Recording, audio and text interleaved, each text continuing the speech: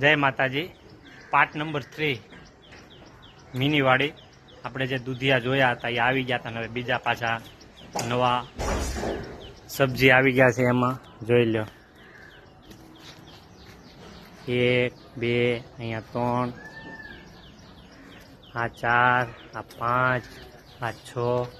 ધીમે ધીમે હવે દૂધિયાનો વેલો ફૂલ સ્પીડમાં ભાગ્યો છે। એકદમ ઓર્ગેનિક શાકભાજી દૂધી જોઈ લો।